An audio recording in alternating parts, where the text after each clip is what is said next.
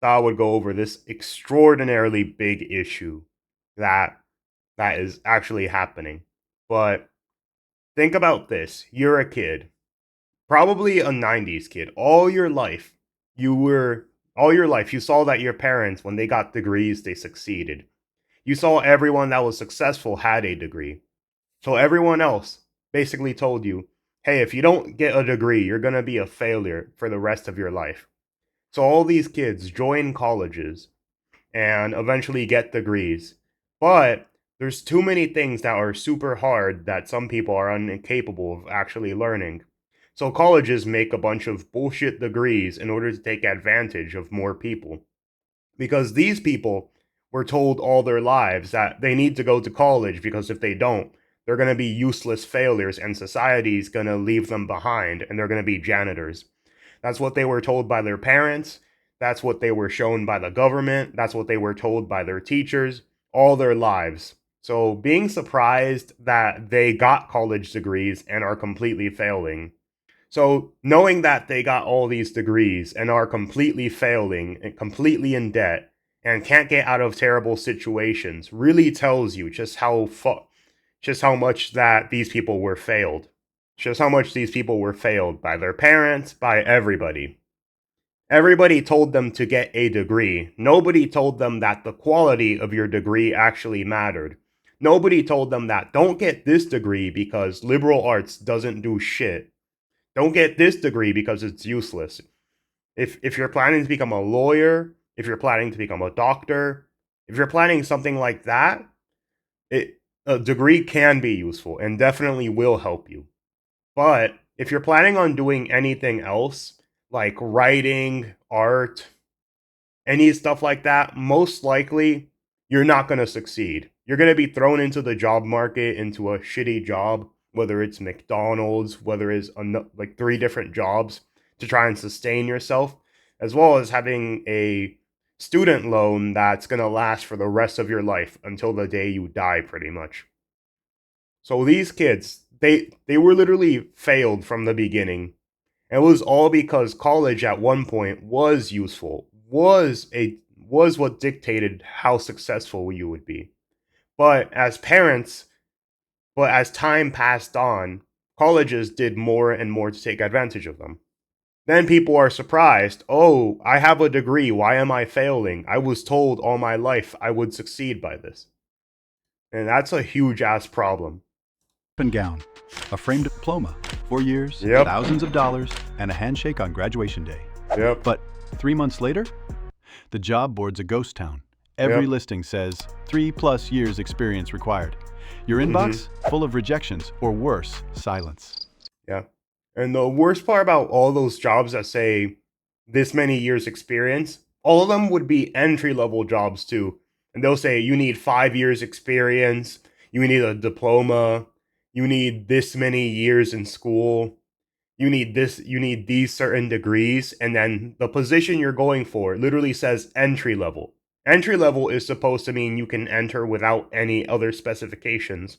All these jobs, they did that because apparently it fills some quota or something, and it really sucks that a lot of kids were held back. That a lot of kids are being basically gate kept in these things because of that. And then if they even do get the degree, the job doesn't even pay enough for them to actually pay back the student loans they got in the first place. So it was all for nothing. In 2025, 41% of grads in their 20s are Mhm. working jobs that don't need a degree. Yep. Baristas with business majors, data scientists driving Ubers. Mhm. This isn't personal failure, it's a structural mismatch. Yep. College used to be the clearest path to stability. But Mhm. that promise? It's starting Faded to slip away. away. We're producing a surplus of educated labor for a market that no longer knows what to do with it. So how did Mhm. we get here? Why are graduates locked out of the very careers they trained for? Does one getting more degrees fix the problem? Or Nope. make it worse?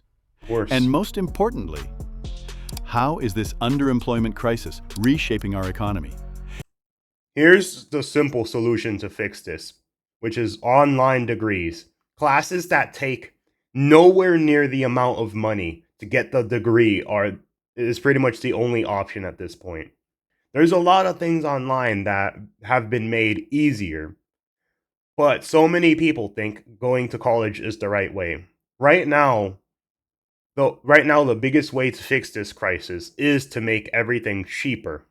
Is to make getting diplomas cheaper, easier, and far more effective than a class that takes you 4 years where you have to learn six other things that have nothing related to it that are complete bullshit and you don't need. If you want to get a if you want to do something related to mechanical engineering, you shouldn't have to do other classes in order to get that degree. You already went through that bullshit in high school, so why do you need to do it in college when all you're doing it is to prepare for an actual job? And what does education even mean today? Welcome Mhm. to the era of degreeflation. Yep. For decades, we were told the formula: go to Yep. school, get a degree, land a career, succeed. It Mhm. wasn't just advice, it was a cultural script. In the Yep. post-World War II era, a college degree did indeed lead to upward mobility. In the US, college grads earned significantly more than non-grads, and that gap widened for years. Mhm. But then something changed. Between 2000 and 2025, the Yep. number of degree holders increased significantly. Globally, the number of tertiary graduates more than doubled, according to UNESCO data. Bachelor's degrees became the new high school diploma. And as Mhm. supply went up, Yep. There's so many jobs that want that as the minimum. But the amount of learning you have to do like is just as easy as being a janitor. Like there's so many jobs like that want a bachelor's degree as a minimum. But if a janitor is capable of learning the job without a degree, why is that requirement necessary in the first place? Plus, most of these jobs, even if you meet all the requirements, will just hire somebody from someone they know over you anyways. So it's not like it's a end all be all of actually succeeding anyways. value began to erode. Hmm. Economists call this credential inflation. Yep. Over time, employers steadily raised the bar. Yeah. Roles that once needed only a high school diploma began to require a bachelor's, then a master's, then 3 years of experience too. For many Hmm. first-time job seekers, this expectation felt not just unrealistic, but borderline absurd. Yeah, because how are you supposed to have 3 years of experience if nobody hires you in the first place? It's completely impossible. This is why so many people lie on their resumes and lie on everything they fill out to have a certain advantage over others. Because the market is bullshit, so they gotta put a bunch of bullshit in their resume in order to actually get jobs now. And if I'll tell you this, as I'll tell people this who do that, do not do it for anything related to the federal government because that's a literal crime and they will find out about it. But if it's to any other job, you can do it, and if you get away with it, good for you. The degree became a filter, not a guarantee. At the same time, the cost of that degree Mhm. exploded. US tuition tripled in real terms Yep. since the 1980s. Student debt soared past $1.7 trillion. Yet the return on investment varies Yep. drastically by field. Computer science and engineering degrees still offer strong income potential, while Mhm. degrees in the humanities, arts, or social sciences often yield far lower salaries, Yep. making it I'll tell you this. If Don't get a degree in those things. Just make a book. Just draw your art. Just sell it on Etsy. Just do that. Do not get a college degree. You'll be setting yourself 20 years back, all for the sake of having pretty much no advantage at all in those markets. harder to recoup the cost of education, especially with rising living expenses. Hmm. Meanwhile, employers are rethinking their hiring criteria. Many major companies, including Google, Apple, and IBM, have begun dropping degree requirements Yep. for certain roles, prioritizing skills-based hiring instead. This shift reflects a Hmm. growing recognition that traditional education isn't the only path to professional competence. Exactly. So we have more people taking on more debt for credentials that are increasingly treated as just the baseline. But how did the job market shrink beneath us?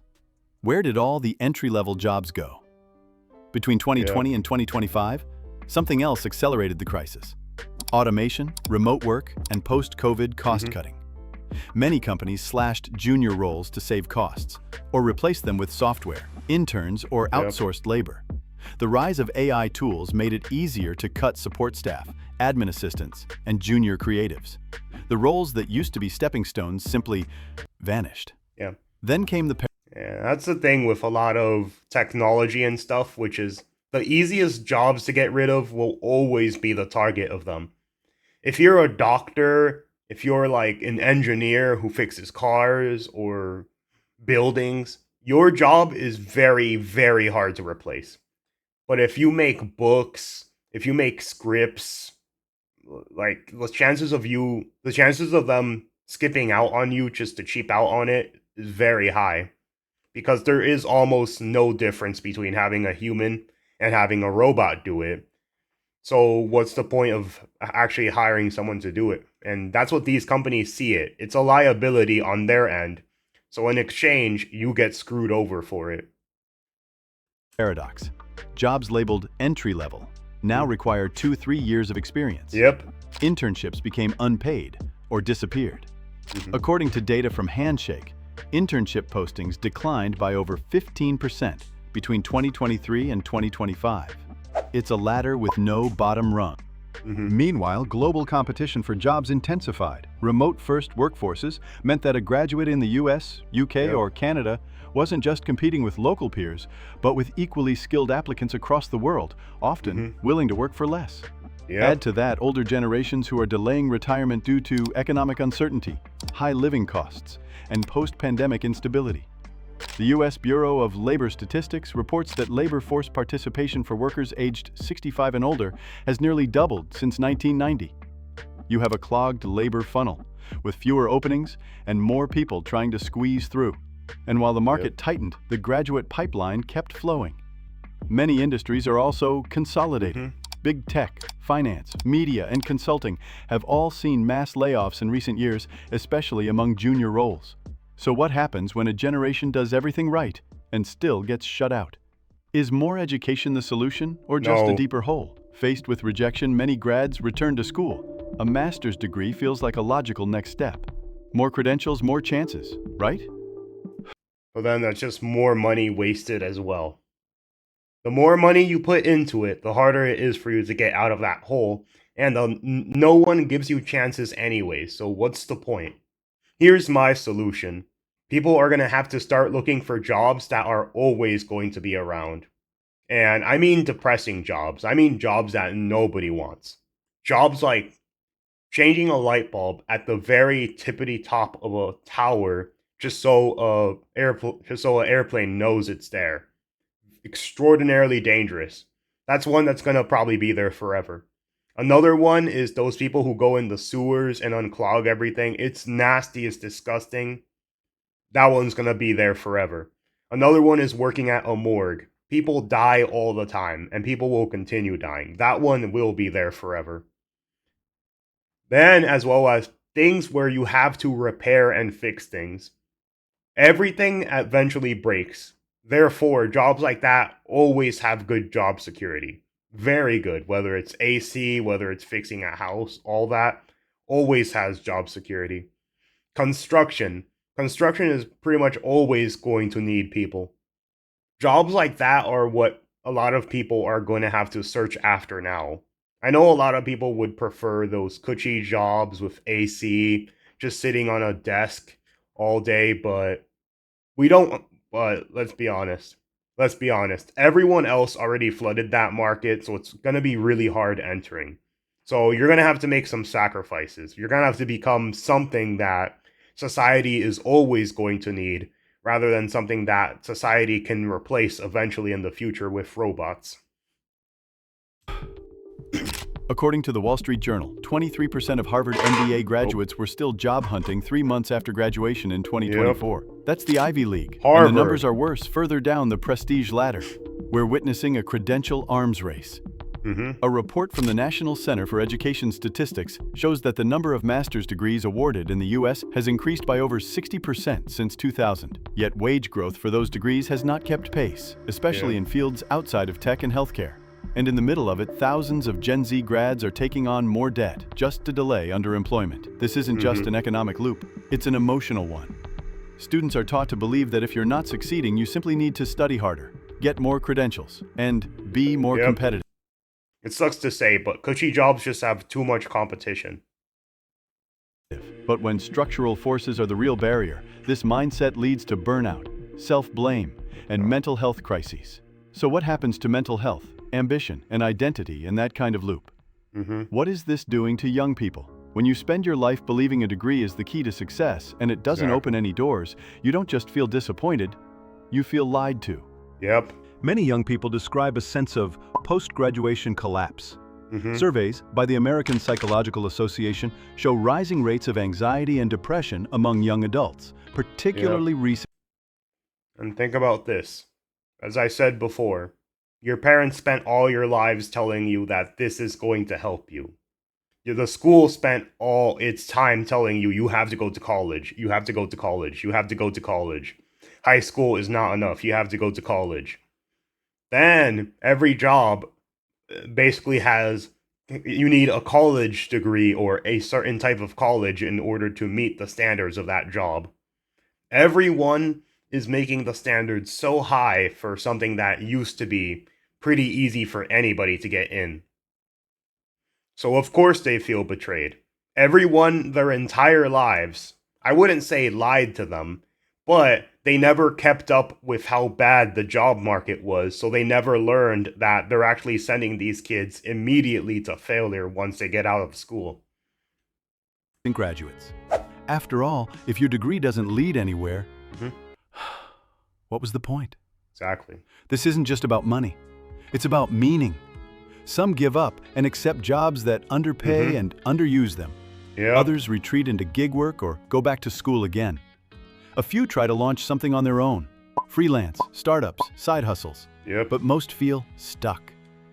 According to a 2023 Strata Education Network report, only about 26% of graduates believe their education is directly relevant to their work. Mm-hmm. This disconnect is fueling disillusionment, particularly among those with liberal arts or general studies backgrounds. Oh, yeah, I'm just gonna say this. Whoever got degrees like that, I'm sorry, but not only did the school finesse you, but you finessed yourself into thinking that was actually a useful degree. I'm sorry, man, but that's 90% your fault. Trapped in a system that overpromised and underdelivered. Mm-hmm. And the generational trust gap is widening. Many parents and older mentors struggle to understand why their children, who did everything right, aren't finding footing. Yeah. After all, it worked for them. Is it time to ask a bigger question?